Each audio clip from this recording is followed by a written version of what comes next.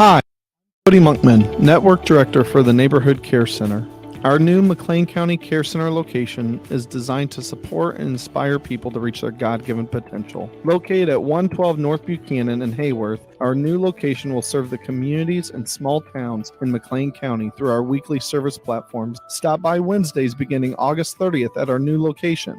Enel is a clean energy leader in North America and is working to electrify the economy and help build a net zero carbon future for Illinois. They're proud to be the exclusive sponsor of the WHOW WECC McLean County Community Spotlight. News time, 9 minutes after 7 o'clock on this Monday. Top of the morning from the newsroom of Regional Radio and DeWittDailyNews.com. I'm Seth Lawrence with this expanded local newscast. Brought to you by Baum Chevrolet Buick in Clinton, your Silverado headquarters. And the morning show streams to Facebook and YouTube. Brought to you by Peterson Insurance, your Pekin Insurance agents in Clinton. It's the 55th annual Apple and Pork Festival this weekend. The festival this year ushers in the official start to the fall season, and Executive Director Joey Long is ready for all the crowds to join them this weekend on Clinton's north side. Sure. So the Apple and Pork Festival takes place this year, September 23rd and 24th at the C.H. Moore Homestead in DeWitt County Museum. It is one of Central Illinois' longest running festivals. This will be the 55th year for it, and it's also one of the largest. And I like to think it's one of our favorites.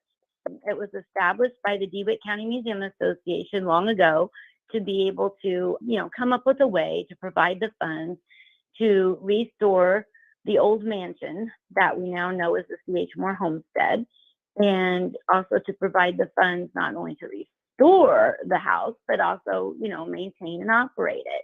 So even today, that continues to be the mission. All the proceeds that the Museum Association takes in from the festival actually go directly, to that same mission, keeping the house and the grounds and the other buildings, well maintained, and being able to keep our doors open for tours. We are open for tours April through December to be able to provide programming, a place for school groups to come, educational opportunities, all of those good things. While there will be some new things happening at the festival this year, Long says it's a step back in time and immerses itself in tradition. We have some new things coming this year, but also we, for all of these decades, have stayed close to, what the original vision was for the Apple and Pork Festival. So the Apple and Pork Festival is unique in the fact that it's a celebration of history and heritage and hospitality. So I would call it an old-fashioned festival. So you're not going to find things like a bounce house or a corn dog on the ground. We offer over 25 food booths on the ground that prepare and serve a wide variety of foods, old-fashioned foods, most of them based on apples or pork. It's the Apple and Pork Festival. And then, the fun that you'll find is old-fashioned type of fun, or, things that feature, showcase, or celebrate. Maybe I would want to say, our history and our heritage here. Things like the meal grinding demonstrations, the blacksmith demonstrations, the 18th century crafter demonstrations. We even have Abraham Lincoln visiting us. We'll have a Victorian magician. There's a lot of things planned for the weekend. Just going with that traditional feel is really what makes our festival stand out and makes it so special. Woolridge reminds the festival had very modest beginnings and grew out from there, and now encompasses a lot of the community, from nonprofits and businesses that span from the downtown square to the homestead grounds and even the outer edges of Clinton. When the DeWitt County Museum Association was given the opportunity to set up the museum in what we now know as the Moore Mansion, the house was in very bad condition. And this group of people who comprised the DeWitt County Museum Association got together and decided to have a little fundraiser. So what they did is, out on the front lawn of the house, they prepared sandwiches, one stack of sandwiches, and they cooked one pot of old-fashioned ham and beans out on the front lawn over an open fire, and immediately sold out. And from there, we have now evolved into what we are. I think it's 8 kettles of beans now. I can't tell you how many ham sandwiches. And then, of course, we added many, many, many things since then to the menu. So it became a 2-day festival to support the museum. It amazes me. I don't think that those people 55 years ago, I can't think that those people who came up with the idea of an old-fashioned festival celebrating our history and our heritage and trying to preserve, our history as far as preserving the house and the stories and the artifacts and whatnot. They were celebrating the pioneer spirit, right? And it's not lost on me that those people trying to, celebrate that pioneer spirit, they had no idea that they were pioneers themselves at that time. They had no idea that they were establishing a festival that was going to last beyond 55 years. And I think that's quite remarkable. But it's a great example of what just a group of people coming together with good intentions and wanting to accomplish something great can really do if you just roll up your sleeves and put your mind to it. For that, I'm very grateful. The festival, again, is this Saturday and Sunday, September 23rd and 24th. Get more information by finding the Apple and Pork Festival Facebook page, and we'll have more coverage of the annual Apple and Pork Festival throughout the week right here on Regional Radio. A Clinton business is taking its product and expanding to Monticello. Jumpstart Nutrition in downtown Clinton has become a must-stop for people young and old in the last year, and owner Jenna Garrett tells Regional Radio she is expanding to Monticello. Awesome. We are so excited to put a nutrition club in Monticello. We will be having the same menu that we have here at Jumpstart in Clinton. We actually are brainstorming today on some new events and activities that we can incorporate in both locations. But really, we are looking to expand our services, whether it be for the weight loss challenges that we run or the protein shakes, the drinks, the energy drinks, to communities that don't have those healthy options. Monticello was something, again, kind of how Clinton came about. It was a stumble upon an adventure to a new town, and the community has received us super well already just on Facebook, Instagram, and we're still building out the bar, but we're ready to rock probably within a month. Sage Nutrition will set up shop in downtown Monticello. Garrett says things will be very similar to her shop in Clinton, with the hopes of having various programs and challenges for those who are hoping to dial in on their health and wellness. You will find smiling faces, you'll find energizing community, but the products that we have, we use Herbalife nutrition products. So we are serving up meal replacement shakes, B vitamin based energy drinks, caffeine free options, low carb, low cal, low sugar, feel good beverages and shakes. We are lucky enough to be down the street from a yoga studio in Monticello. So I'm not sure what that looks like as far as yoga specifically, but we are thinking about doing some work, WERQ. So that's a little bit like a Zumba feel, but more on the hip hop side. I'm also thinking about doing like a mommy and me class during the day for the community there. Nothing is set in stone, and we're always looking for suggestions, and we really want to hear what the people of Monticello are looking for. What do you want to see where you can bring your kids, your spouse, no matter the age? Here in Clinton, we do chair yoga, so a lot of our participants are older, retired, 60s, 70s, and 80s, and everyone deserves to feel good. Right. So whatever that looks like for them, we would love to hear what sort of activities and healthy lifestyle events they want to participate in. Garrett credits Callie Jo McFarland and the city of Monticello, as well as Shelley Crawford Stock at the Monticello Chamber of Commerce, for getting her plugged into the city's business boot camp. Well, we are working with specifically, I'm part of a business class there, so I'm meeting with other local entrepreneurs. Business boot camp, so they're Callie Jo and Shelley, and they have been fantastic. My landlord, Matt Swing, has been fantastic in connecting me into the community as well, getting me connected to other business owners or tenants that he rents to. It's been nice to meet people virtually or over the phone before we move into our space, but really just connecting with other small business owners and again, hearing from them what the possibilities look like for us. Follow Sage Nutrition on Facebook and Instagram to keep up with the latest developments of Garrett's store in Monticello. And if you're a Piatt County resident in the Clinton area, get a preview of Sage Nutrition by stopping into Jumpstart Nutrition in downtown Clinton at 103 East Side Square. Drought is reemerging in Illinois thanks to a recent dry trend. Nick Albano at the National Weather Service in Lincoln indicates we're seeing a deficit in rainfall so far this month, which is helping move us back to drought condition. Unfortunately, looking like we're probably heading back towards a drought, at least a D1 drought, which is a moderate drought is what we call it. As for precipitation, we are below normal so far for the month of September. August, we did play that catch up, but just looking at a yearly perspective, I know we really started getting dry. I believe it was at the end of May of this year, but so far this year we still have a deficit of about 1.5 inches. So we're still behind on precip, and if we're staying dry through the month of September, we're going to continue to build on that. So it's definitely looking like we're heading back towards a drought.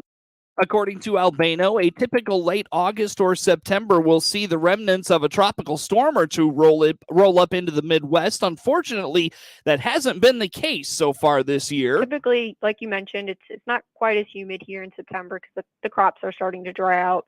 But usually our precipitation in the fall months come from like frontal systems that move through. We will occasionally get some remnants from tropical systems. It looks like all the tropical activities kind of working around just the Atlantic, maybe impacting the East Coast, but we don't have any tropical systems kind of coming our way. So it's usually from frontal systems or low pressure systems that bring most of our fall rainfall. The next chance of rain comes our way as we get into the upcoming weekend. Otherwise, as we head to October, precipitation is trending to equal chances of above or below normal. News time is 21 minutes after 7 o'clock here on this Monday. Plenty more to get to coming up on the WHOW Morning Show. Looking for Chevrolet inventory? This is Scott Baum from Baum Chevrolet Buick here in Clinton. We have the all-new Chevrolet Trax, Blazer, and Trailblazers coming. Plus, several Chevrolet Equinoxes and Traverses are here.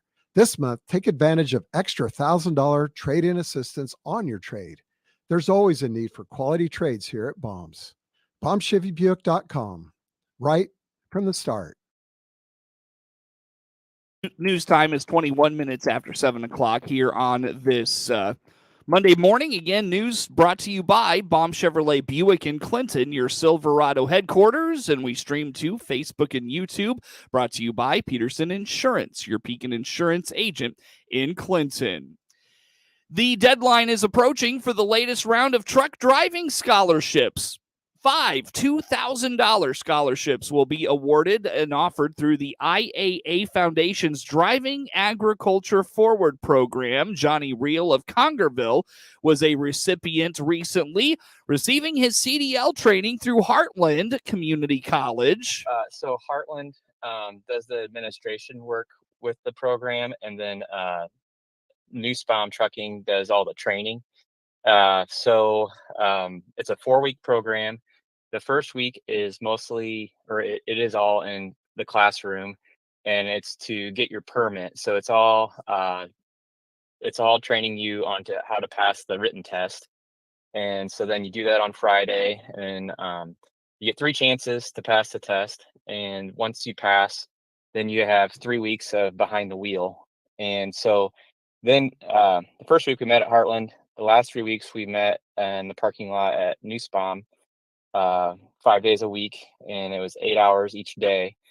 And our class was pretty big. We had 3 different semis, each pulling 53-foot dry van trailers. And there would be 4 students in each truck with an instructor. And so in the sleeper part, they took the bed out, and there's 3 captain seats there. They're pretty comfortable because we're taking turns driving. So we sat back there all day unless we were behind the wheel. And they have automatic trucks you can learn on, or manual. So I learned on a manual that was a 10-speed Freightliner.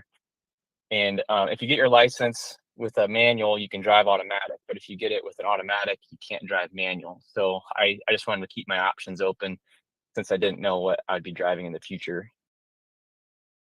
Real will haul grain for area farmers this fall and will push snow for his local township this winter. More information on the scholarship program is available at iaafoundation.org. Thinking about heart health during harvest is important, and it's good to get out and stretch those legs. So exercise is one of the, most important things that you can do to help your heart. Living a sedentary lifestyle or, not exercising, not moving your body is one of the big risk factors for heart disease. And so you just want to make sure that you are fitting that exercise into your week. I know in the farming community, especially around this time of year, as we're getting ready for harvest, it can be, really hard to fit that exercise in. But the good news is that the American Heart Association, they recommend to get some health benefits for your heart to try and fit in over the course of a week 150 minutes of some aerobic activity. So those are things like, walking, bike riding, swimming, really anything that gets your heart rate up for an extended period of time. But the good thing is, for us folks that are busy and might not have a lot of time to exercise, is that 150 minutes per week, that can be split up into chunks as little bit as, 10 minutes at a time. So if you're somebody who's, in the combine all day, busy all day, find yourself sitting a lot, if you can find some time to take, those 10 minutes to exercise, even just go for a quick walk, that'll go towards that 150 minutes per week and really help your heart a lot. Matt Janis is an exercise psychologist with OSF Healthcare. A horticulture educator at the University of Illinois Extension says fall is a good time to test your garden soil. Soil testing provides information about pH levels and nutrients in the ground, which will let you know if you need fertilizer or other supplements.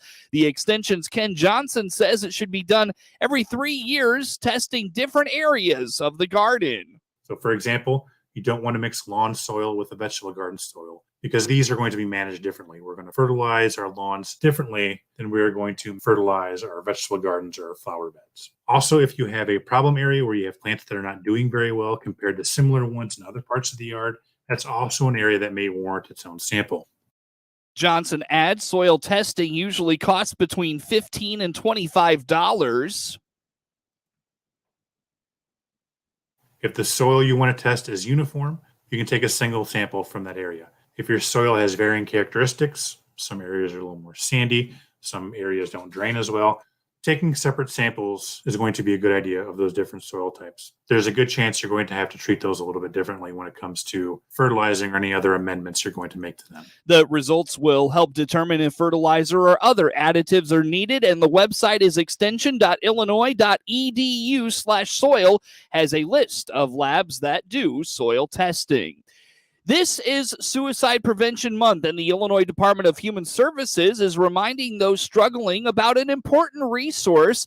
The 988 Suicide and Crisis Lifeline helps to save lives by providing support to anyone feeling suicidal or battling PTSD, self-harm, and more, says DHS spokesperson Patrick Laughlin. It is more than just an easy-to-remember number. It is a direct connection to compassionate, accessible care and support for anyone experiencing mental health-related distress, including family, friends, and caregivers.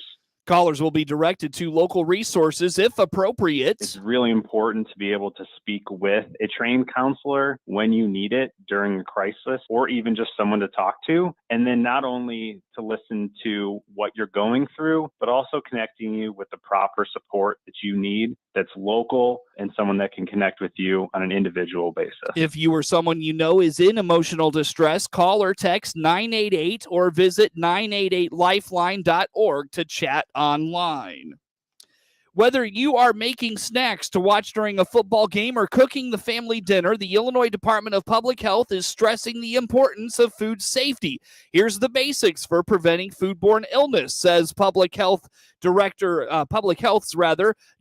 Dunlap. Wash your hands with soap and running water for at least 20 seconds before, during, and after food preparation and before eating. Keeping raw meat separate from ready-to-eat foods like vegetables. And when we're grilling, we want to make sure that we use a food thermometer that shows that food reaches a safe internal temperature. Additionally, Dunlap says food should be tossed out if it's been sitting out longer than 2 hours. If it's hot outside, food should only be out for 1 hour. I think we definitely want to make sure we're watching the temperature when we leave food sit out, especially if it could be in the temperature danger zone between that 40 and 140. So if it's hot outside, we only have an hour. If we do kind of hit like that hour and a half mark, we could put it in the fridge. We really want to refrigerate leftovers as soon as possible. Leftovers are only good for about 3 or 4 days in the fridge, adds Dunlap. Coverage of news brought to you by Baum Chevrolet Buick in Clinton, your Silverado headquarters, and we stream to Facebook and YouTube, brought to you by Peterson Insurance. With SRN News, I'm Rich Thomason. The wheels are in motion